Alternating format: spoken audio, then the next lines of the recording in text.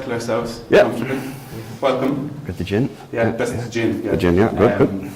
So as a veteran of the payment space, I'm going to bring you back a little bit. Do you remember what the first thing you bought online with a credit card was? I got one of those CDs that you made up for my wife with all the songs that we liked. But you should see my wife. You paid for that? Yeah, it was one of those. Remember, I forget what it was. It was some West Coast American, but you could pick all the songs that you wanted, and it would actually send you a CD in the post with just those particular songs on it. And I thought that was just amazing.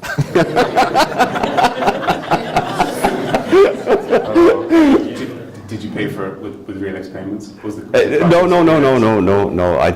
John is down there. I have to mention him because, like, you're talking about starting out, and it's kind of funny. Well, funny? Ironic? I don't know what it is, but it's John. A friend of mine, John Fleming, had this company called Orbism. It's an unusual name, but it was yeah. And John had this. I met him one day on the Baggot Street Bridge, and when I was about 2 months into, just after I left Ulster Bank, and he said, "Is there anything I can do for you?" And I said, "Well, yeah, you can give me an office," because I had no office at the time.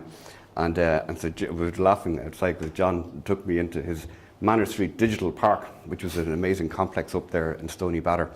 And you kind of had to walk over people as you got in closer to the office. But you got in eventually into where the offices were, and John took me in and he said, "This is the room here." And I said, "Well, I hope it's not that one." And he said, "Well, actually it is." It was this internal room, like a stationery store.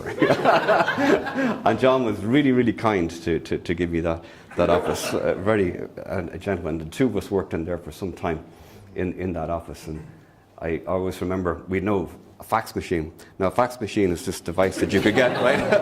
And we used to have the contracts faxed into us when we started out at the very, very start, because that's how the signature was captured from the customer. But we didn't know a fax machine, but you had one. And we gave out your number as our fax number, which is very kind of you. And then one day he arrives in and he said, "There's an awful lot of these coming in right now." All these contracts that were coming in. And that when we raised a bit of money, then John, I had to remind him outside, did turn around to me and he asked, I said, "Was there anything I can do?" And he said, "Well, you can start paying rent." But one of the great people who helped me in the early days, there was a load of people that would have helped us and helped me at that pivotal time, that very, very early stage, which is long before the company ever got any traction. And it's lovely to see John here representing that group, I guess, here this evening, of people who helped me. Good. We might go back a couple of months even before that, when you were still with Ulster Bank. Talk a little bit about what you were doing at the bank when you decided to leave, and why you were there. I applied for a 3-month contract in 1986, which I got, and so I was still there after all that time. I'd worked as a business analyst. Primarily on IT projects, but then some non-IT projects as well. And I had moved to, I think, different parts of the organisation, the investment side of it, the asset finance, leasing, treasury, investment services, investment management. So I got to kind of see a lot of the non-retail side of banking. And as an investment analyst, you were kind of charged with maybe doing a project that was involved in maybe just like trying to document a flow or analyze what was maybe going wrong somewhere. And sometimes it might result in a change from an IT perspective, but back in those days the change would take 6 months, 9 months to make. Like, it was a big thing to change the IT. So invariably you kind of redefined your process around what the IT had to offer, and they were all bought in software solutions that we would have used at the time. I was there when the first PC arrived, and I had to stay in overnight one night because the mainframe had a problem and they wanted somebody to sit and watch it all night. So fine. And I wrote a macro in Excel that made the cursor go all the way around the screen like that. And I'm thinking, that's really cool. But that was the first PC, and I remember being involved in writing the business case for email, why we should have email in the organisation, and doing the business case for that. And it was great in one sense because everything was changing. and you got to, because you were an analyst, I always loved the job of the BA, the business analyst. I know they're probably called product specialists and all sorts of things now today, but a really good business analyst, and if you learn to be a really good business analyst, it's a really good skill to have. And it's hard sometimes to find people who have that depth of kind of just trying to understand what the real issues are with regard to information and how information flows and what information people need and when do they need it and how you organise that information. And so I was constantly doing that for a long period of time in different situations, if you like. Then I ended up in Lombard and Ulster, which was the asset finance and leasing arm. I wouldn't have known a whole lot about asset finance or leasing at the time, nothing really. And then they said, well, you have to replace they had a mainframe system. And we did our first, it was called Open Systems. It was like a Unix, was this new operating system which had appeared on the market. And we actually had one of the first kind of mini computers moving from mainframes down to this kind of Intel-based processors that came out at the time. And that was a big change when we implemented like relational databases and stuff like that as well. And the data became separate from the application, and an awful lot of the information management that you always love to have as a business analyst got actually embedded into the database itself, and the database could now do things like enforce integrity and make sure that mistakes weren't made so that things didn't screw up as much as they used to before, right?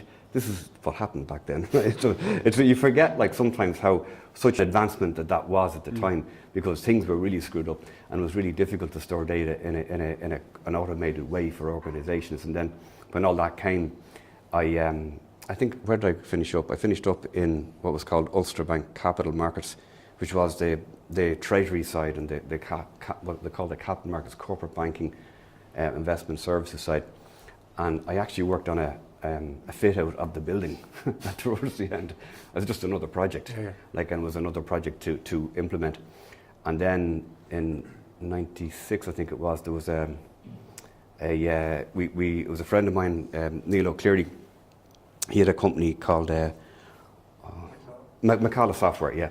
And he had said to me, the internet had arrived, and we had a wire up in the comms room that literally connected on a serial port into the back of a computer. And I was kind of trying to work out, like, is it safe? Like, who will I tell? That we've connected the network now inside to the outside world and so on. And Neil and McCalla Software had developed this software that would allow you to, they were involved in the distribution of real-time market feeds in a trading room. So where the dealers would be on the different desks, there'd be like Reuters and Bloomberg, and different news feeds would come in, and every bank would publish its own rates, and no bank had distributed rates on the internet. And Neil reckoned that he could do that through developing a piece of software. So what we did was we made ulsterbank.com the first website in the world that had real-time FX rates that changed without you having to press F5 or refresh, right? It changed automatically on the screen, right? And that was incredible, right? It was absolutely, and it took so much work and months of hard work to get that done. And I remember on the back of that, I got asked by Neil to go to New York to present in the World Trade Center, no less, at an event to showcase that Ulster Bank was the first bank to distribute real-time FX rates live on the internet through McCalla Software. It was amazing. Slightly linked question. During that time, you're working on these projects and you're looking at the evolution and the impact of technology on the industry. First part is, if you were thinking about your own skill sets, were you learning more about technology or the payments and banking space, or was it both? And how strategic were you with the projects and the learning that you had? Were you saying, I'm going to work on this project because it's going to advance my career, my skills, my knowledge, my value? Yeah, I wouldn't have had that choice. So you weren't really picking your projects. You'd be kind of, assigned what you were going to do. Sometimes you might be looking at organization issues, which I kind of liked. So somebody might say, we want to restructure a function. We want to try and work out what's the best way to organize, because it's quite a complex organization. What's the best way to organize, say, IT support or production system changes over projects or something.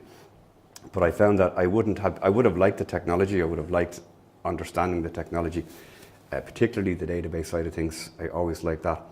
because it was such a game changer, as I say, from the way I had thought about things before. I didn't know about payments.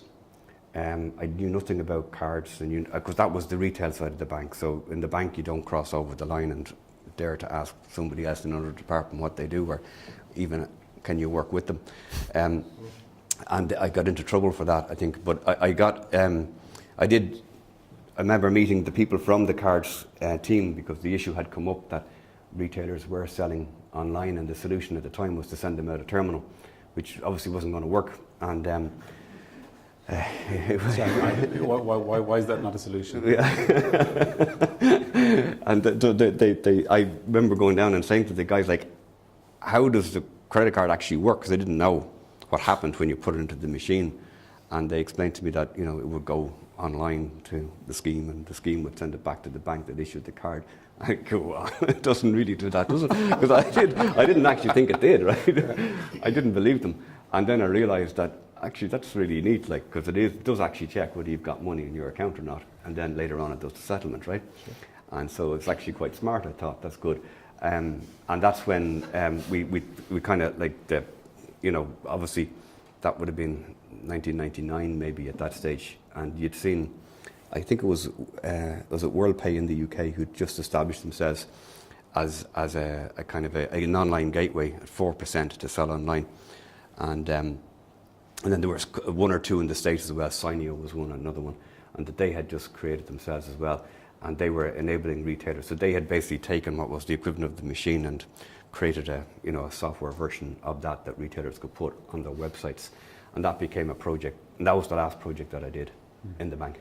But to go back to the second part of the question, in terms of maybe, was there a vision for Colm in that, to kind of say, I'm gathering skills to be a CIO, I'm gathering skills because I want to do something? No, I'd be lying if I said there was. Like, I was trying to think of something really nice to say there, but I couldn't really. I mean, like, there was an element of, without doubt, there had been things in my head where I had done business plans for other ideas before I left. So what triggered that?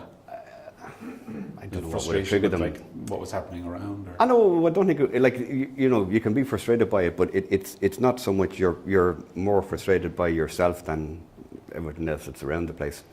It's it's hard to describe it, but there would have been a sense that I would always have loved to have tried something, and I wanted to be like in my own business. I have had this dream, and it still is there, and maybe it will come true. And a friend of mine asked me at the weekend again, where is the garden centre? Because that was the ultimate ambition, right? And she reminded me, and she said to me, the garden centre like, now? Are you going to buy the garden centre? And I said, well, it's not actually dead, like that idea, because it's a dream. That was the dream, right? And to own a garden centre, and there were probably a few things I needed to do along the way, and no, I think. Sorry, what was I saying before that? Just in terms of the business planning. Like there was a couple of other ideas. There was internet bandwidth was becoming available at the time, and I went to a telco and I put a deal in place to be like a reseller of bandwidth. So I could sell you a 2 megabit line, and for whatever 100,000 quid a year, and I could get 50 grand referral fee basically for selling that to you. I nearly did that, but I didn't. And so I think I had been looking for ideas. I had been looking for something, but I was terribly nervous about finding or starting a business where I would be the product. So I was. That would have kept me a little bit kind of. It would have kept me in the bank maybe longer than I probably wanted to be, because I really wanted to find something that I felt where it would work when I wasn't there. That was in my head a lot. Just to talk like personal situation at that point when you were thinking about risk. How were you assessing? Like, was did your family? Did you have commitments? And what were you thinking? Yeah, I mean, I was obviously very lucky and got huge support from home to do it. Encouraged to do it because I think leaving was on the cards at this stage anyway. So I knew I would kind of reach the end of the line, and I wanted to leave, and I wanted to do something. I wanted to start some business. That was for definite. We had this thing called the Millennium Bug. It was a kind of an idea that if a couple of us came up with there one time to put the shits up everybody and to say that all the computers were going to crash. So what happened was, again, there was like a 4-year in '96. The big organisation said to their IT staff, if you stay until March 2000, we'll pay you a ridiculous amount of money. So that happened, and there was a nice buffer paid in March 2000, and it was the day after that I left, because we had it was kind of like and that was that, like. But there wasn't a big plan, and I certainly got enormous support from home, encouragement, I would say, genuine encouragement, and the kids were young at the time. And it is a difficult thing to do, but it is and it isn't. And Eve would often look back and say that those early years were actually some of the happiest times that we've had. Luca Bloom always says something similar. But every year I look at all the holiday brochures, and then I go to the burn, right? And it's kind of like when you don't have the choice to make, when you don't have to go on a holiday because you can't afford to go on one, it doesn't bother you because you're not going. It's only when you have to make the decision which one you're going to, that's the hassle, right? And it's the same with the car. Like, you're on the train, you get the dart, and it's fine. There's no complications about things. So in many ways, it's actually much simpler. I mean, if those things matter to you, then it's a problem. But they didn't matter to me or to the family. You said that you had this idea in your head that you wanted to start something and start something that you would own and that you would have your own control over. How realistic at that time do you think your idea of what being a business owner was? Like apart from maybe saying like knowing people in Macalla and a couple of others, were there entrepreneurs who you looked at and said, want to be like that in a couple of years, definitely don't want to be like that in a couple of years? I've talked before about John Teeling being a huge influence on me. John was like a neighbour of mine, and from the time that I was young, I would have taken huge inspiration from him, from the manner in which he got involved in so many different businesses, his relentless enthusiasm for being in business, the way he talks about being in business, the way he talks about the benefit of business and how business generates welfare in society and how it just changes everything. And he talks about trade. Now this was years ago, but he was a lecturer as well of mine, and he would have had a big impact on my thinking in terms of what business really does from a broader society point of view, and when you make jobs and he describes how those people that you employ then go out for their lunch and they're buying their coffees and their sandwiches somewhere, and when this is all explained to you when you're a young guy and over a period of time when you're listening to guys like John, and then he used to do these amazing things where he'd take a medium risk, low risk, whatever, low, medium and high risk portfolio every week.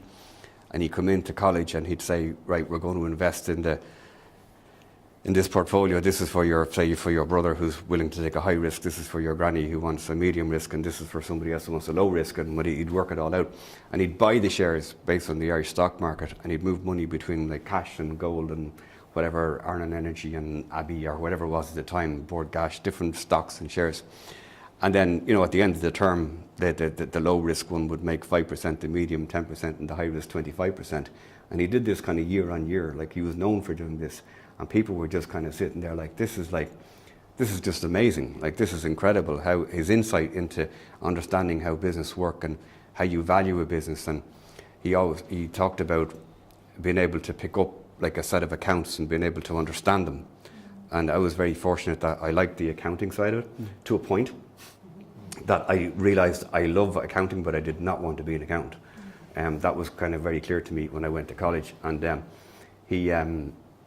but to be able to pick up a set of accounts, I mean, I could do that, and everybody should be able to do that, and everybody should be able to do that at any stage. And I always ask for it and always look to see it, because it is really important to be able to do that and to understand where the money is and where it's going and where it's coming from.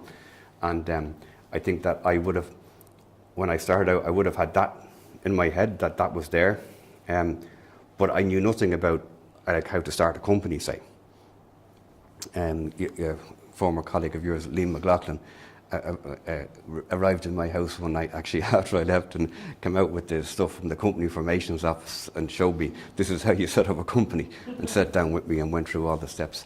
And I had, like as you said, a load of people who were really very supportive in the network and the friends, a lot of people from UCD, a lot of people who, and it was John Mooney. I don't know if anybody that went to UCD that did the BCom in that era would know John. John was the kind of, what do you call him, the tutor in charge or whatever he was at the computing side of it. And John, well, I took the forms that Liam gave me, met John Dunleary. I leaned over a bin outside the IMC cinema and said to him, will you sign that? And he said, what is it? I said, we're setting up a company. And he said, fine. But I didn't know what was in it. No, he did sign it, but he did okay out of it now. So he did. It's just recorded, it is, yeah. It was after that he said to me, we had no money, and we were trying to raise some money, and for better or worse, it didn't work out, right? And that's tough when you go home and celebrate something, to go back in the next day to realise that something's not actually going to happen. And that happens a lot, I noticed, at the early stages. And it was really just about your resilience to realise that you can have like your best day and your worst day in the same hour, right, when you're starting out in business. And that's something that I found kind of difficult at the start, because that happens a lot, right? So you always try to discipline yourself into, I used to do this thing and trick in John's office when I was there, that if something bad happened, I'd make 2 more appointments in my diary before I went home. So at least I could be thinking about what I'm going to do there, rather than what just happened. Like, but John, when the investment deal that we had fell through, John kind of said, how much do you need to actually get? John Mooney said to me, how much do you need to get the actual system up and running? So what's the shopping? It's like the basic minimum now. I'm talking about, like, if you an old 286 machine there I can take or something. So that was a processor, by the way. But he gave us £16,000 was what we came up with, was the minimum that we needed. And we managed to get an inordinate amount of the software and the stuff for free by asking. So people gave us the stuff because it was kind of, they were happy to give you their service on the basis that it didn't cost them, you know, and that you would then make a commitment to stay with them if things became good. And he gave me his car, his wife's car, because he was going to America and they were emigrating and he didn't need the car. It leaked in the passenger seat, which was a problem because nobody was sitting in the passenger seat with me. But it was a fine car, wasn't it? Yeah. But John subsequently got $3.5 million for that investment. So he became a director in the firm and stayed as a board director for the entire journey. And it was brilliant because he had seen it right from that leaning over the bin in the IMC outside Dunleary, you know, to the day that we did the deal. So he stayed with it through the entire thing. But if those early stages were definitely defined by people helping me and not being afraid to ask for the help. Was somebody said it to me one day, like, go ask for help. How did you deal in those early years with incidents like not raising the investment that you thought was coming through and having to adapt to bare bones of 16,000 in a processor that was going to be the first product? In terms of, you know, yourself as Colm, how did you cope with those kind of setbacks? I think I would have spoken to a lot of people. I would have depended a lot on the people that I knew, my friends and acquaintances, I suppose. And I would have spent a lot of time talking to them about what I was trying to do, you know. And they must have really hated it now that I think about it, but they must have found it very kind of difficult. But I would, all the time, like, there's another great friend of mine who was head of IT in Ulster Bank and Treasury, and she was working there for a long time after I'd left. I'm still friends with Elvina, and I would ring Elvina and I would tell her about what we're trying to do. So there's a whole load of people that I would have met on an ongoing basis, on a regular basis, and I would say to them, this is what we're trying to do.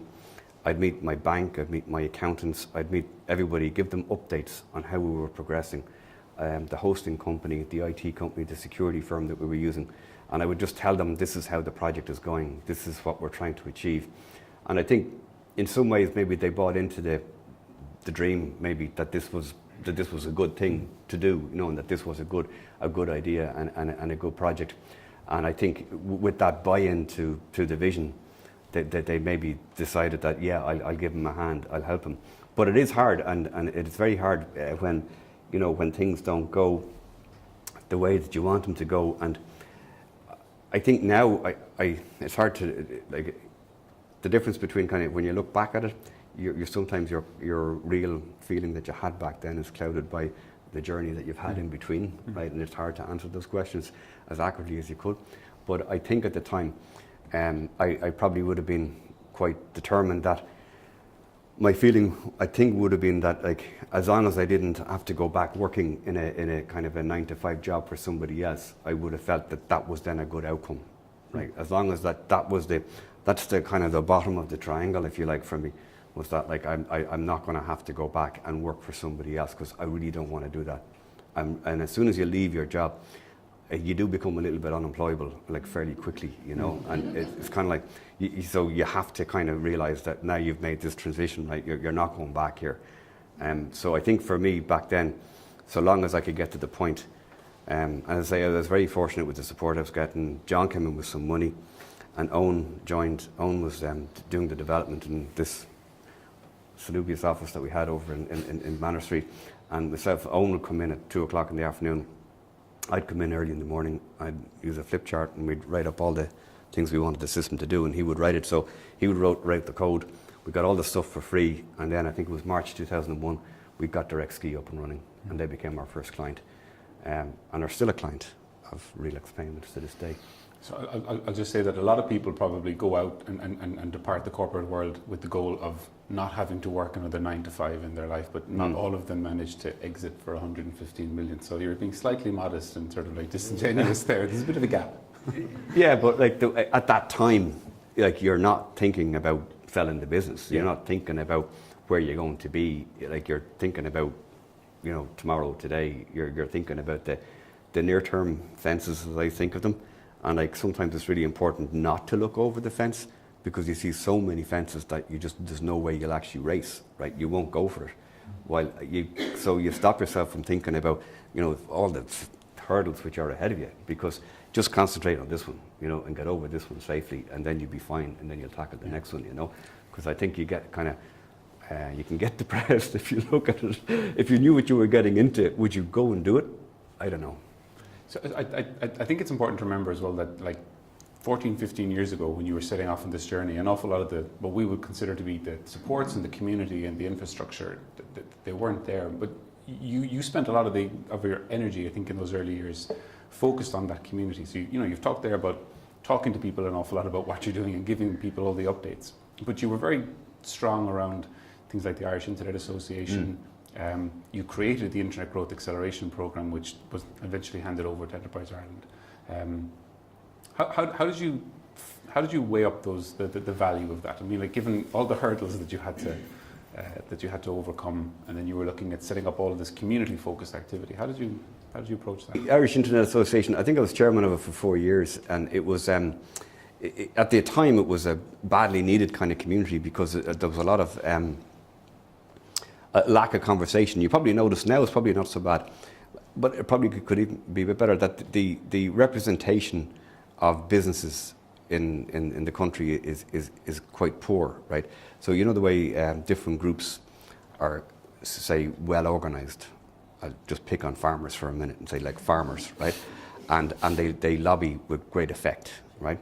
Businesses are not, like, you know, businesses are, generally speaking, not well organised, not well structured, and depending on what type of business you are, it sometimes is difficult to maybe to try and make the ecosystem and the environment a better place for businesses is quite difficult to achieve here. So back then, certainly the Irish Internet Association was a group that was very keen on making people aware of the internet and making people aware of what it was to, you know, go online and to sell online and so on and so forth. And so we spent a lot of time and effort just like walking. We went traversing the country, and we used to go, I remember going to all over the place, north, south, east and west. And sometimes you go down to a place in the Midlands and, you know, 8 people would turn up for an event or whatever it might be. And as the chairman, though, your job was to go down and to speak to the people and to talk to them about the internet and to talk about selling online. And you wouldn't really get much business from it. There wouldn't have been, like, people wouldn't sign up with RealX Payments just because you were down there, you know, and if they did, they're only selling 2 sofas a year or whatever, so it wasn't going to happen, right? Because the guys who were selling were kind of sorted anyway. But I enjoyed that because I think that it got great conversations going about the internet, and certainly it was a precursor to the Internet Growth Alliance, which was another group that I set up then, which I got a bunch of people who had loads of cash at the time to work with me and to go to Enterprise Ireland. And the 2 things that we said that we felt needed to change was, one was the maximum, or the minimum, whatever it was, the smallest amount that Enterprise Ireland would invest at the time was something like 250 grand. We said that's too much. You need to make that much smaller, you know, and that you need to have a much smaller, like, early stage investment number in your head, and be less restrictive in terms of how you might give that money out to firms as well, because they're early stage. And that the other thing we'd hoped that you would change was the actual acceleration programs, because I'd been fortunate to go on the Leadership for Growth program, which they had, but there was no kind of early stage acceleration program that was, you know, available for companies when they were starting out. And so we went, myself and it was Ray Nolan, I'll probably forget, Brian Caulfield, Damien Muddy, Pat Phelan, I think, and Dylan Collins, all old lads in the business, like, and we went to them. And in fairness, Enterprise Ireland really listened and really opened up. And the Internet Growth Acceleration Programme, IGAP, ran for about 4 or 5 years after that. And then the, what's it called, the Competitive Start Fund started. And I sat on the panel there for a couple of years, listening to all the firms that would come in, and then they get 50 grand for 10%, I think. Yeah, and that was absolutely brilliant, because it was kind of like not an easy 50 grand to get, but it was an initial investment that firms could get to do that initial start out thing, because, you know, I am a fan of taking small amounts of money as and when you need them, because I just think that worked really well. And then I did as a Devil for Punishment, I set up Payments Ireland then, which was a networking group. And Payments Ireland became kind of really important, because it was like there was a lot of legislation which was changing, and there was no dialogue happening within the Irish community at all with the payment firms. And we had a very small number of firms that were regulated that were non-banks. I'm not always against the banks, and Gene, but I do like some banks, and I work with banks. But at the same time, I'm very clear in my view that I believe that there's an incredible lack of competition across the whole spectrum of banking. And I think it's really unhealthy, and I think that, like, we all need to see much more competition in the market. And so Payments Ireland was an attempt just to open the dialogue and to have a conversation. So we used to host an event once a month, which I had to fund myself because I couldn't get anybody to pay for this. So we used to run them ourselves, and we would just get speakers in to talk about issues around payments. And we have the banks, we had processors, and in fairness, we started to reach out then to the regulator and to the Department of Finance. And then what happened was that morphed into, sorry you asked this question now, that morphed into the FinTech and Payments Association, of which I became the founding chairman. So we merged Payments Ireland with 2 other groups, and we set up the FinTech and Payments Association. And the FinTech and Payments Association, I stayed with that, and I joined the Industry Advisory Committee for the government's International Financial Services Strategy. And at that stage, I think I just saw too much, and I kind of said, right. And the idea there was to say, look, the level of engagement between the public sector, be it the Department of Finance and the Central Bank, and in particular the small fintech community, is not what it should be. It needs to be a much more open conversation. It needs to be much more dialogue, and you can't really do it the way that it's going. That the engagement model, as it was described, is not right. And but I noticed that the Deputy Governor Derval, I think is her name, in UCC yesterday announced that Central Bank's just about to open an innovation hub in fintech and a new engagement model for early stage companies. So it was rewarding to see that was happening now, but it's kind of like, you know, in my head I'd be kind of saying, well, like, you know, 4, 3, 5 years ago we could have done that too, you know. So just, I'll ask one more question about this, and we might change gears slightly, but it's interesting to hear you said you use the word rewarding there at the end, because I think that the majority of entrepreneurs, and again, apologies, Gene, we'll take our knives back at the end of the show, but entrepreneurs coming from a banking background would look at an ecosystem that's fragmented and is problematic in terms of SMEs getting online and not talking to the regulators and government's not supporting the right way the growth of early stage startups, and say, so fucking what? I'm okay, and I'm just going to keep on driving my company forward. Why didn't you take that approach? But because it's a huge amount of effort and energy to pour into those things. But but they're good things, and they're important things, you know what I mean? And sometimes you sit around and the frustration that you have with something doesn't have to be for your thing. Like, you can be frustrated with somebody else's problem as well, you know what I mean? And sometimes your involvement mightn't be welcome now, but I suppose. But for me, I would be in London nearly every week, and I would see the ecosystem there, and I would spend time with it, and I could see how London had become the global leader that it is in fintech and financial services generally. And we were just missing something, and it's kind of it's just in my head. It's kind of it's not that I'm arrogant about it, but I don't see the point in why we don't do it.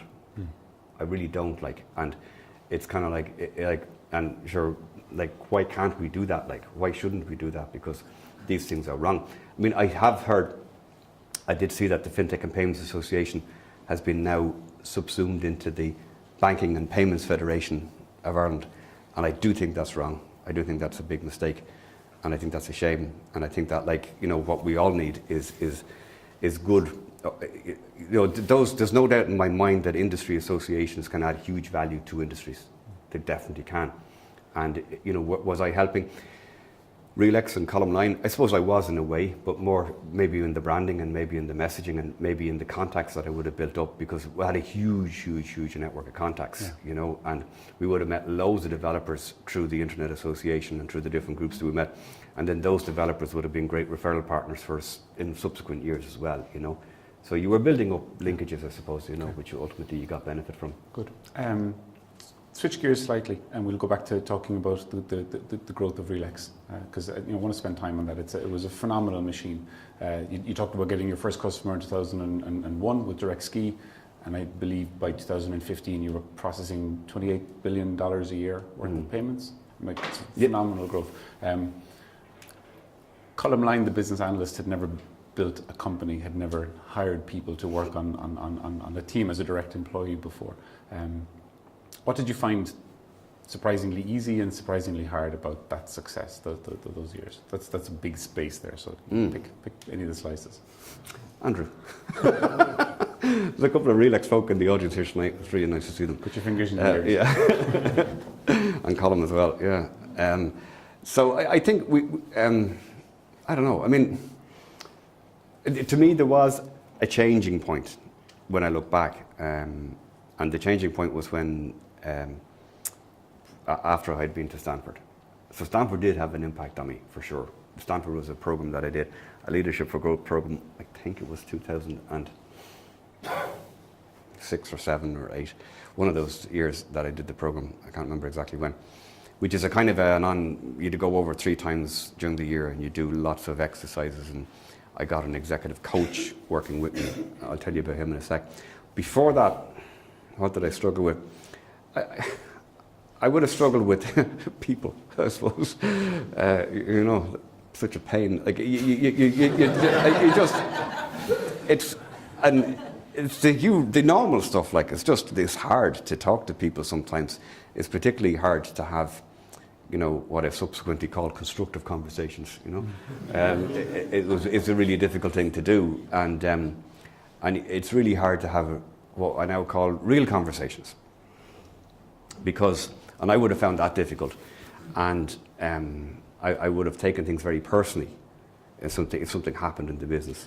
So maybe a better way of going through this is thinking about your role. I mean, did you start out and say, I am the CEO of Relax? I called myself managing director for years, right?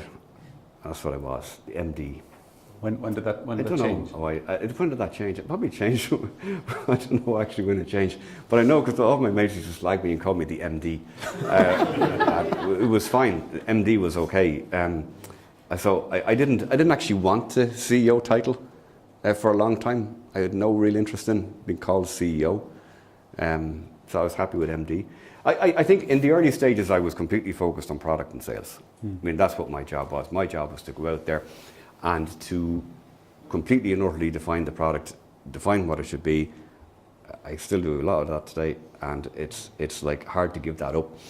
Can I see the database schema, please? I will still look at it, right, and I will still comment on it and talk about the way the data is organised. And so I would have, my job back then was defined by the product. Never, ever, ever happy with it. Always annoyed by it, and just infuriated by the fact that it's not where it needs to be. I still feel like that all the time about every product that I've been involved with. And it's that constant, I say that you have to be desperately unhappy to be a very successful product person, right? Because you can never, ever, ever be content with what you have, because if you are, it just doesn't make sense. So I would be really, I would have, for those first 5-6 years, would have spent a lot of time defining the product and selling. So talking to people, and I think one of our biggest moments was the Aer Lingus deal, and John will remember that. John helped me with that one too, because I rang one day and I said, we're tendering for this business for Aer Lingus. We've 5 people working in the firm, right? Aer Lingus process $500 million a year, right? They wrote me a letter and kind of an email and said, why would we do €500 million worth of payments through your company with 5 people? And John said to me, do you remember this? No? Yes. Yeah. He said, did you send them the happy letters? And I said, what are the happy letters? And the happy letters is the idea that this small firm selling to the big company. So you send them a reference from your bank manager, and an actual old-fashioned bank reference from your bank manager. You ring them up and say, send a reference to Aer Lingus for me on my behalf. Telling them that we keep our account in good order. Get a letter from the lawyers, who was Arthur Cox, get them to send that to Aer Lingus as well, reaffirming that there's no issues and that the intellectual property that we have is all good and stuff, and that we've developed our own stuff, and we haven't gotten into trouble over the last couple of years, and we've no outstanding legal issues, if you like, right? Get 1 or 2 of the shareholders who may be known to people in Aer Lingus, because we did a BES round of family and friends, and get some of the shareholders to write to Aer Lingus as well, explaining why they've invested in the firm. And see if you can get some of the banks that we're working with, the acquiring banks, our friends in the acquiring banks, to also, because it was an amazing partnership that we had, because all of the acquiring banks here were working with us. They were all really happy to work with us. We were really happy to work with them. And I remember going to far-flung places with AIB Merchant Services, and between AIB Merchant Services and ourselves, we won business all over the world, right, that we wouldn't have won had we been going separately. So we won that business because we partnered up together. But the happy letters all went in, and I think that it was a big defining moment when Aer Lingus said they were going to use, Relax Payments for their services. And on the back of that then, I remember going to Virgin Atlantic, and it was maybe a year later, I don't know, 9 months later. And we did all the things wrong. We went to Virgin Atlantic, went over the morning of the meeting, and the flight was delayed and the traffic was crap, and you arrive into the meeting, into the lobby of Virgin Atlantic late and all this type of stuff. And I'm sitting there going, this is a disaster, and you meet the competition all grinning on the way out, and you kind of hate them, really do. What do you do? And you go inside and the projector's not working and everything's it's just it was actually whatever could go wrong went wrong that morning. And I remember it well. I remember watching the big sign on the way in, and it was Virgin Atlantic, building an airline that people love to fly and where people love to work.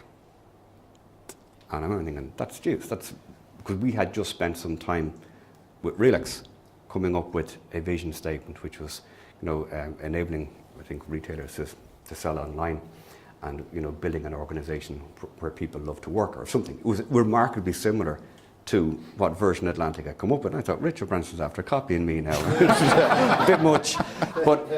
And while the guys were fixing the overheads thing, they started I mentioned this, and a conversation started with the senior team that were there from Virgin, and when they had it fixed, we continued talking about the similarities between the vision and how it was important to build an organisation, that people love to use the service, that people want to use the service, that people talk about it, and also that people love to work in your organisation. And it was kind of it created this immediate kind of, nowadays you call it cultural alignment between the two teams, right? but it created this really great conversation about the importance of being clear about what the values were and what what you wanted to be in the organisation. And I was quite taken aback by it. And then you realise that everybody has the same thing. Everybody's walking in there to sell Virgin Atlantic, a card authorisation service for their online sales and to process it into an acquiring bank. It's the organisation that somehow would do that differently would be the one that would actually win the business. And we did win it. And to this day, like Global Payments still process like for Virgin Atlantic worldwide. And then you get the shivery moment when you realise that somebody in Jamaica is booking a flight on Virgin Atlantic and that card transaction comes back to the server in Sir John Robertson's Quay for us to send back to the card issuer to authorise. Because remember, that's what they told me when I learnt about it. And it comes back and we will go back to Virgin all within 2 seconds and authorise that transaction. There's no Irish bank involved, no Irish card holder and no Irish retailer. And you realise at that stage that now you can participate in the global e-commerce phenomenon that was just about to happen. And I think my job then became, and it's not a moment in time, like it doesn't work like that. You don't wake up someday and say, now I'm going to be this. But over time, I was very fortunate with the people that I met on the leadership team. So the guys that joined me, and I didn't call it a leadership team back then. It was just the team, right, the managers that worked with me. I was very fortunate and they stayed right through the years as well, mostly. And then we had, I think my job, I did feel after Stanford that my job did change. I did feel that I had to sell less, reluctantly, and I was probably happier letting the sales go, but very reluctant letting the product go for some reasons. But I knew I kind of had to because there was 170 people at its peak, so it was getting big. And I knew I had to do the strategy stuff. And I was trying to, it took, when I went to Stanford, it took me nearly a year after I got back to realise what I had just heard in Stanford, right? So it took me, and I took out the books after I got back and went through them again. And some of the notes, just as a kind of a moment just to refresh myself. And we conceived of a kind of a strategic framework, a way to describe it. And a lot of lights did go on and I had a great coach. I had a guy called Frank Berardi, who I mentioned earlier, and Frank worked with me over the period of about 18 months. And he would have said to me, what are the 2 things about Colm that you'd like to change? Oh, good bastard. And I said, well, thanks, Frank, good opener. But Frank he was kind of perfect because he was a retired Italian New Yorker, right, who just wanted to go drinking, right? So it was cocktails, right? So every time, we would go for cocktails, I said, yep, that's fine. And then he was absolutely a genius at this stuff, and he just knew, and he could read me, obviously much, because he'd probably seen 20 other people exactly the same, right? And so he was able to manage me in a really effective way, and he helped me with the ability to have, and again, I hate the buzzwords, but sometimes they're important because they help you to understand. But it was evidence-based management was the big thing that he worked with me on, and he taught me how to use evidence, and he taught me how to stop personalising conversations, taught me how to take personality out of every conversation that you're having in the business world, and to really focus on the evidence, and the behaviour of the individual is also an acceptable thing to talk about as long as it's based in evidence.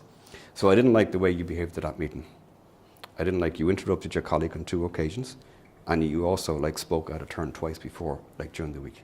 So this behaviour is not consistent with the value that we've got within, looking at you, right? So within, right? So yeah. So it's kind of and I realised that he taught me that that's okay. That's allowed because you have already defined here a set of values for this organisation, and you've actually, and he says there's some of the most powerful management tools that I'll give you is your ability to be able to engage with people and to have conversations about not just their performance, but actually their behaviours as well.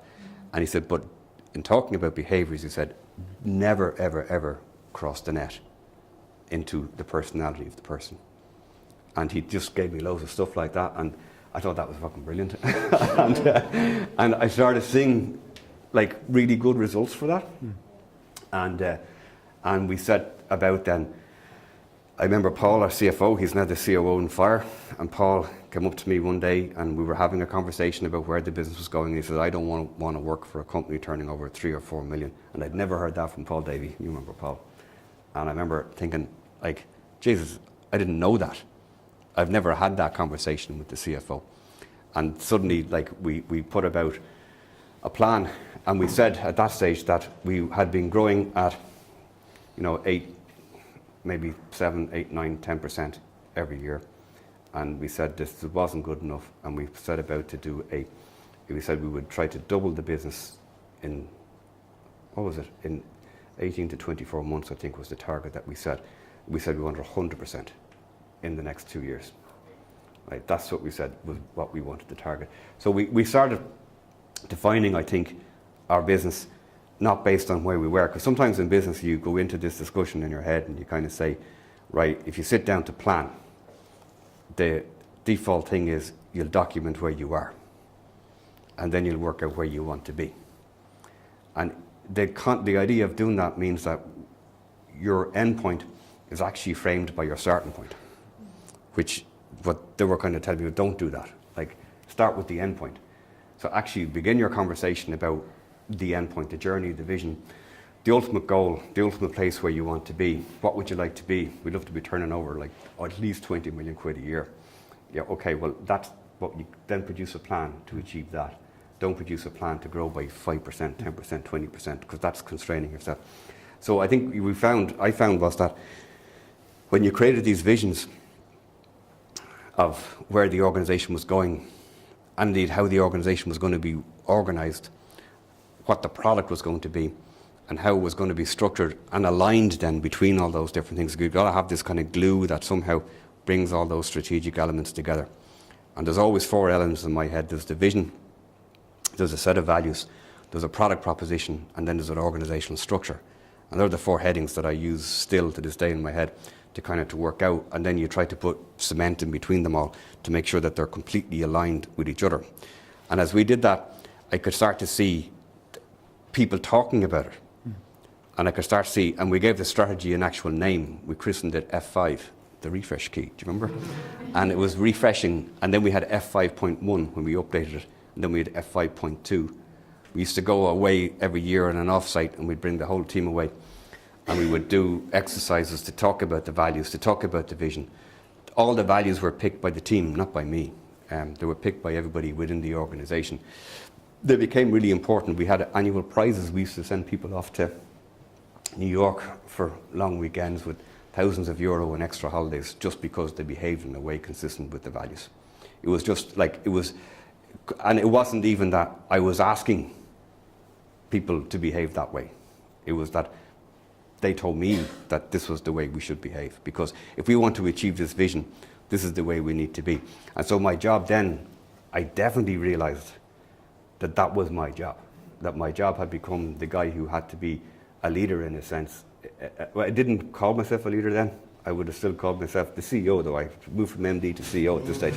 And I could certainly see as CEO that was what I was trying to do now. I was trying to really to take that step. And it always is about the vision for me. It's always about like trying to create that place where you're going to bring people, and if people want to go to there with you, like it's amazing when you can do that, Thank you for that. That there was a world of content in there and learning, and I think incredibly grateful for you sharing that. I think everyone is very lucky to be of this. The piece of it that I'd like to unpack before we hand over to audience Q&A is around what you were talking about, because you're very unusual in terms of being somebody who felt that they were responsible for the sales and the business growth, but also had 2 hands firmly around the throat of the product.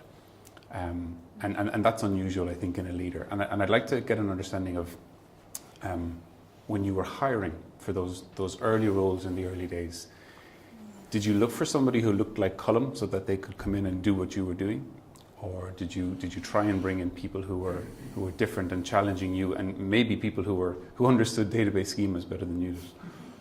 God forbid. Yeah. I know. I don't know. I mean, recruitment is one of those things, isn't it? I don't know. You hired 170 people. Yeah. I mean, you tell us. you know, if you're doing the interview, right? You're going to hate me now for saying this to you, right? Because somebody said it to me years ago, Brenda, she was great, and she said to me, if you don't like that person, if you don't want them, you know within 7 seconds. And if you spend the next half an hour trying to convince yourself that you're wrong, you're an idiot, right? Because you're not wrong, right? That's just that. If you like the person, you might get to dislike them. That's fine. But if your initial instinct is no, that's it, right? Don't fight it. And so that's why I walk out of interviews after 10 minutes.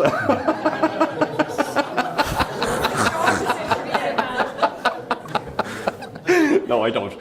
No, I think like you never look for anybody like yourself. That makes no sense. Like you really have to work hard in an interview to, still to this day we have conversations about, like I keep saying to them, why are you talking about the person?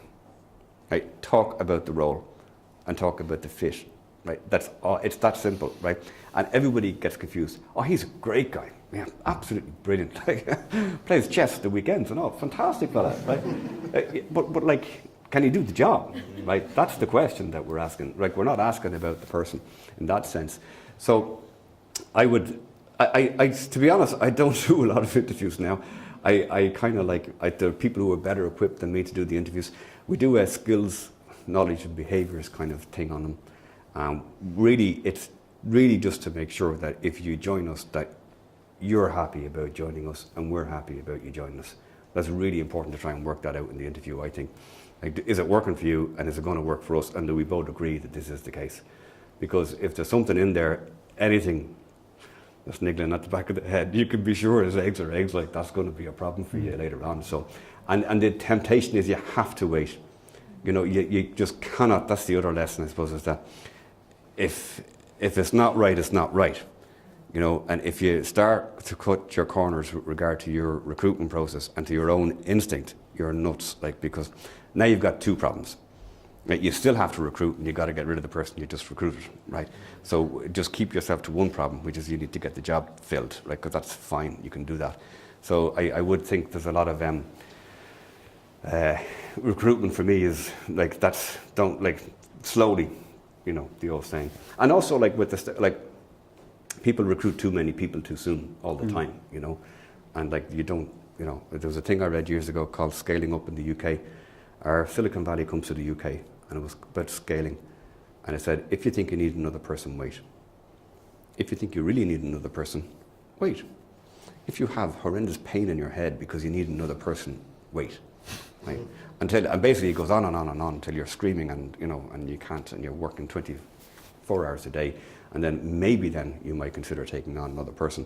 But it's called Premature Scaling, and it takes a lot of companies down, you know, that they just take on too many people too soon who haven't a clue. We did a little bit of that in Relax, I remember it well, and we had to blow the whistle and stop, right?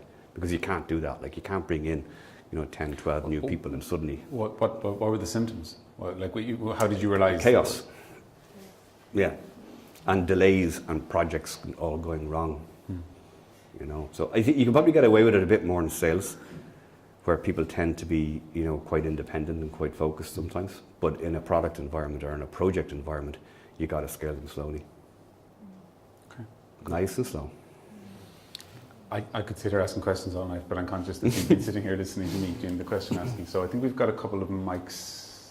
So if you want to just throw your hands up, we should have time for a couple of questions. Bear in mind, though, that keep your questions short and questions, and there's beer waiting.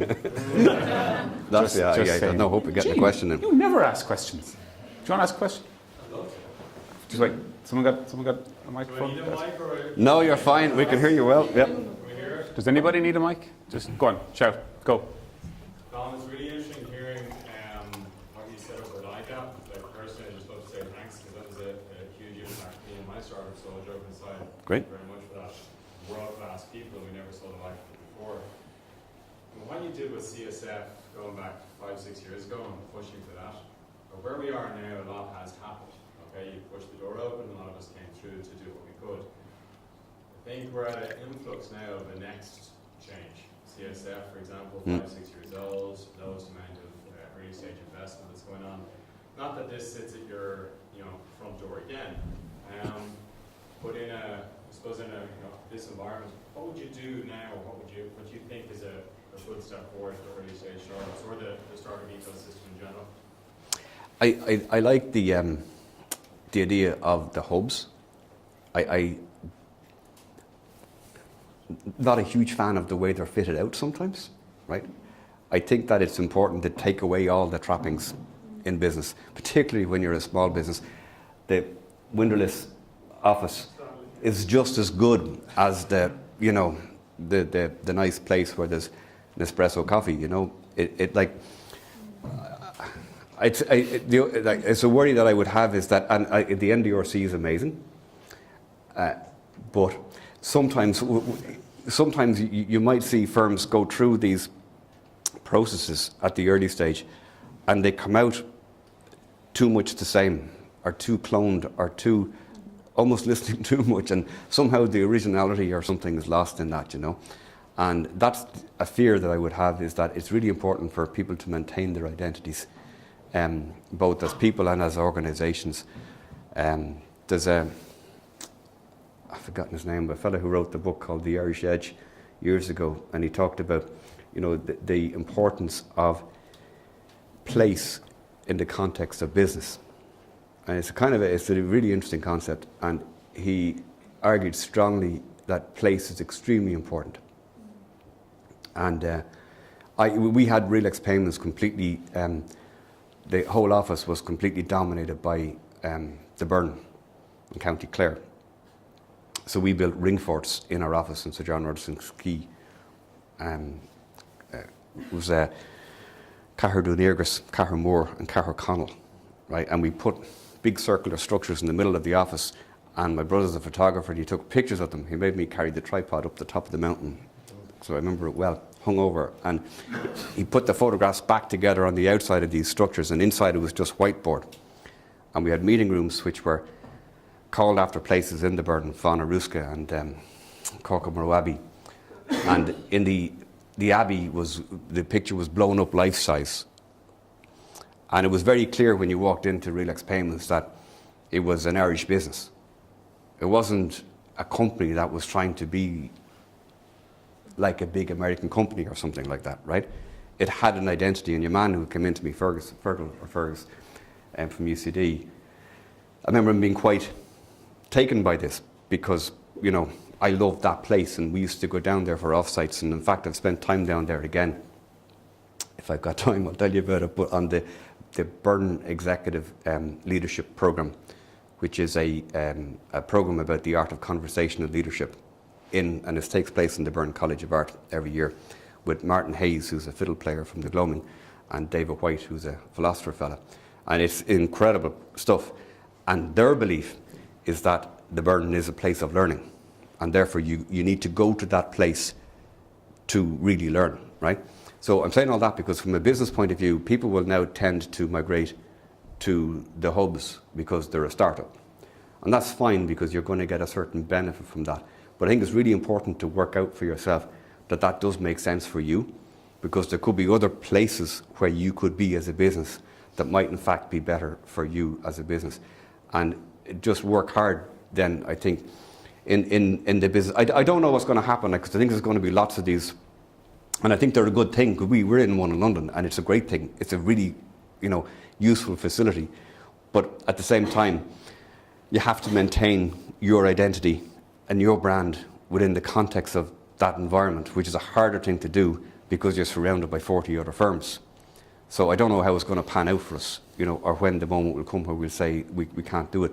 So it's a little bit more complex, but I do like them. But I think there's so much hype around the whole startup thing that it's just a business in the end of the day, and you're just trying to make something, as I was saying to somebody last week. And if you can make something and get that early stage validation for it, I think it's okay. I would be, what I said earlier, I think from an industry perspective, there's poor representation for the startup community at the policy level still, right? I know Niamh tried really hard when she was the startup commissioner, and lots of people have tried over the years to get a really good voice, and there's a terrible excuse that comes out of the Department of Finance sometimes that they don't know who to call, Well, I mean, Enterprise Ireland is the body that we have here, and it's, in some ways I'd love to see it being a little bit more independent, and being and it has to lobby through one department in order to get to the Department of Finance, which is a two-step process when in fact it should be maybe just a one-step process for them. And I think they could be much more vocal about the lack of support. And I don't like the idea that somebody in Newry can get, better equipped to start a business than somebody in Dundalk. It doesn't make any sense. And yet it's really hard to get that across the table. It's really, really hard. And it's very hard for a community like a startup community to actually have a force, because by its nature, it's more fluid. We're not farmers. So it's going to be hard for us to do that. So I don't know how that's going to pan out, but I think, and there has been some, recognition of the role of the startups and the role of, small firms in the country. But to me, it's really, really important, and it's much, much more important than the FDI. And yet, when I go to the Global Irish Economic Forum, I was fortunate enough to be invited one year, and I went along. And this is like all the Irish diaspora from all over the world, right? And they showed them a video about doing business in Ireland, and it's a video of all the foreign companies that are in Ireland. And I remember sitting there going like this is terrible. This is really, really bad. This is the way, and so you're up against, there's a mindset still there, I think, from a public perspective, or in the public sector, that still puts, Irish business somewhat down the line. And that was part of my frustration when I set in on the IFS 2020, which was the fintech strategy, that if a big bank was coming in and making 400 jobs, a fire has just taken on 25% increase in the staff. It took on 4 people. It's like that's what we are. We're 20 people, 25 people in fire now. So for us, taking on 2 people is a huge thing, right? It's a 10% increase in our, so it's massive. But yet, how do you get that on the agenda at that level is really difficult, because the IFS 2020 strategy is to create 10,000 jobs. So its actual objective is to make jobs.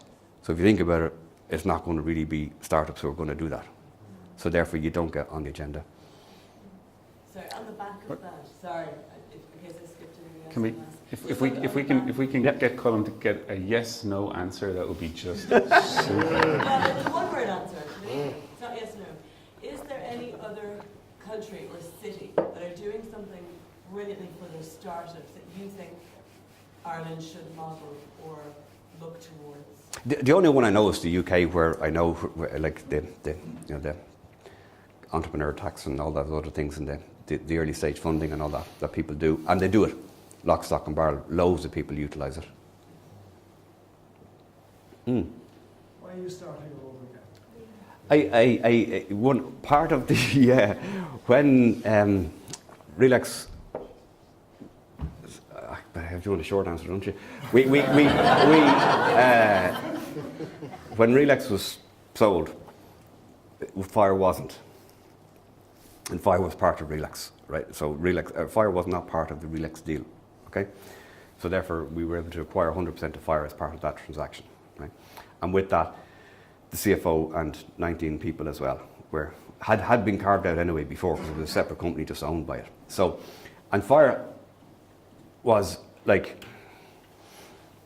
it's just one of those things that it's kind of why do you do these things? And I don't know is the honest answer, but I'll try and explain that. I'm enjoying it at the moment, right? I'm enjoying the idea that it's really hard, it's really difficult, and there's not that many. There are more, I wouldn't call them unhappy days, but there aren't that many really happy days, right? Because it's tough work, right? As you know, being in business and starting a business is not all shiny and lights. It's not. It's shite sometimes, right? A lot of the times, and it's really tough.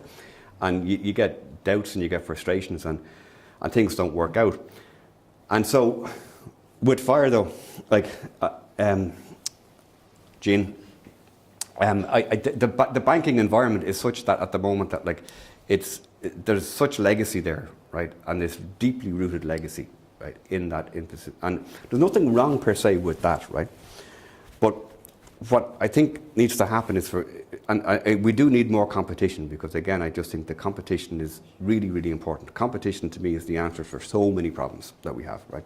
More effective competition, like real choice for real consumers, be they businesses or personal customers, who can actually make a choice and actually switch from A to B to C, right? Because that works, right? That makes everything efficient, and it keeps your profits at reasonable levels and not these crazy things that go off then and go mad. So, John Tilling School, he taught me that 30 years ago, right? So, for fire, I see businesses who are like inhibited in terms of maybe getting access to a bank account. It takes ages to get the bank account. Irish companies are selling into the UK. I remember it myself. I didn't know how to invoice my customers in sterling, and when the money came in sterling, I didn't know what to do with it. So, and then it got converted back into euro, and then I had to pay out in sterling again, right? And all this type of stuff happens. And then I got a credit card, but I didn't want a credit card. I wanted a debit card on the account.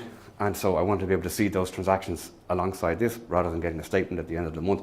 And then, you know, when a lodgement comes into my account, you're telling me I still have to log in to see if it's come in, right? But yet, like, Facebook will tell you that you're here, right? So why is that the case, right? And so we kind of said, like, we'll just make a digital account, because the Fire platform was designed to do something else in its early stages. So we've kind of taken it now and put a different kind of skin, if you like, a different proposition at the front end. And so we've just under 2,000 businesses, I think. Colm's here tonight. We've 2,000 businesses who now use Fire as their transactional banking product, and it can sterling and euro. There's a full API, so you can access the data in the account. There's a debit card. You can have as many debit cards as you like. You can create new accounts in real time. If you want a new account, and if you're selling into the UK, you can go add account sterling, up the sort code and account number in real time. So again, you get notifications to your phone if you get lodgements. If your accountant logs in and downloads your statement, you get notified. And so it's this idea, and it goes back to this thing, and a lot of people are faced with the same problem. I am making something that you can get from somebody else. A bank account, in effect. But I can't call it a bank account because I'm not a bank. So I call it a digital account. So I'm making a digital account, and you can get that from a bank. So what we do is we study what we call the attributes of the product rather than the feature of the product. And we say, has the feature been implemented in such a way that it pertains to these attributes, which are accessibility, safety, and transparency, with the three things that we came up with. So keep it really transparent. So we show you the price of the transaction at the time that you're doing it. We don't charge you any monthly fees. We don't charge you any setup fee. So, and you know exactly what you're going to pay when you make that payment, because it's deducted from you there and then as you go, right? So we said, right, that's transparent, right? And put the price alongside each transaction, right? Safety, in terms of safety, that when you log in online and when you want to set up a payee, we'll actually send an alert to your phone and get you to log into your phone and use it. We put the RSA on the phone, on the mobile, so that way you're triangulated and you're safe and you can scan the codes or whatever, so we know that it's you got your bit, we know everything, like grand. It's really, really safe, it's secure. And when somebody uses a debit card in your account, and if you're the owner of the business and if you've given out your debit card to your staff, you'll get an alert and you can log in and turn off the debit card for that staff member if he's misbehaving, right? So the perception again of just safety and control all the time. And then giving people in Ireland access to bank accounts or to digital accounts in the UK, right? It's not a bank account, right? So giving you access to a digital account in sterling for Irish companies is just simple, right? It's done, and the FX is 1.25%, and it's real time, and it's available 24/7. So we've now, as I say, we finally got that. It took a while to get that proposition clear in our heads, which was what we worked on. And we've, as I say, just 2,000 businesses live now. We just set up the sales team in London.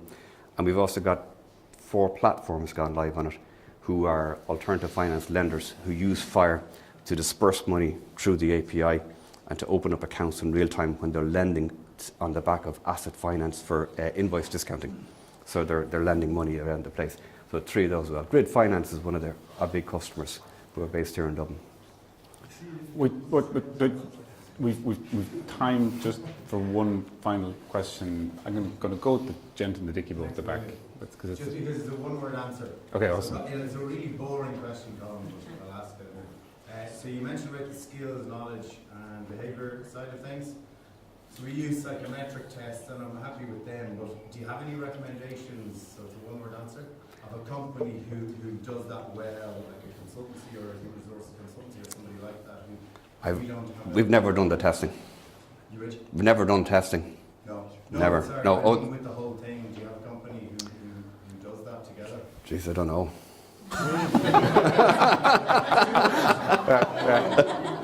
And we're going to leave it there. I'll finish up with something though, right? Just to annoy David, right? It won't take long. You're only getting cold pizza and warm beer. You know. It's kind of, you were asking about the job and where everything had gone to, and I just 2 minutes on where I am now with regard to my role, right? And going back to what I said about the place, and I talk about the Burn quite a lot, and what Martin Hayes and David White do down there. And it's really interesting. And Martin Hayes is the fiddle player from the Gloaming. Martin's from East Clare, and he makes that quite clear. And he's very talented. You know, Kip. East Clare to Kip. It's nothing like West Clare. And Martin doesn't read music, and I'm going to give you a really fast version of this and do them both to complete injustice. So he talks about the art of conversation leadership, and basically what leadership is and what they teach you over a period of time is that leadership is about you being able to issue the invitation to somebody to have a proper conversation with them, because most people won't. They won't initiate that. So leadership is about your ability to spot when you see the need for a real conversation to be had, and that if you can do that, then this will actually work for you. And a lot of the times that people don't do these things because they're afraid of stopping, and most people will not stop. And so for about 2 days they teach you about the true meaning of what stop actually means.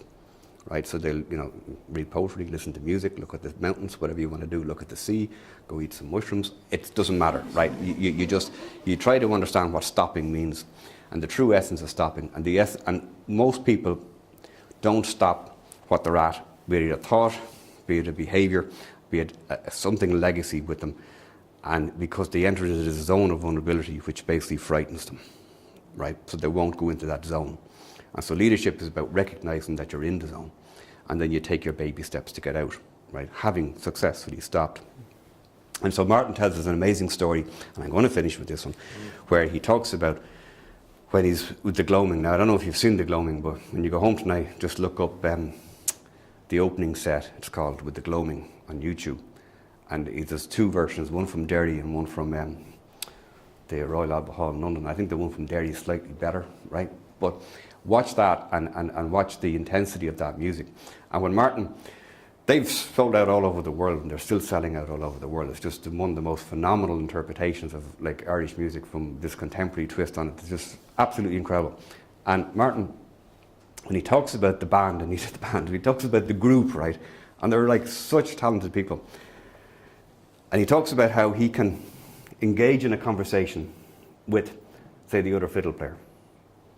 Or he can go to the piano player, and it might be a look, it might be a trill that he does on the fiddle, it might be some way that he engages in a conversation, and he described this whole thing.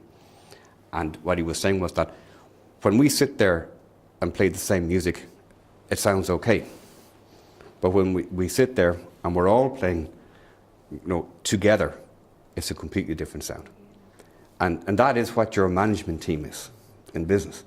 Right? And that's the difference between like teamwork and not teamwork. And teamwork is all you're trying to do all the time, is your real job is actually to make sure that everybody's going the same way, and that they're all trying to achieve the same thing.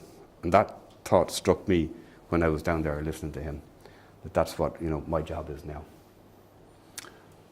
It's been an honour to sit here and engage in this conversation and receive this masterclass in both storytelling and leadership. And I think you are you're a great symbol and example of the Irish startup ecosystem. And Very kind. can we get a round of applause? Thank you very much.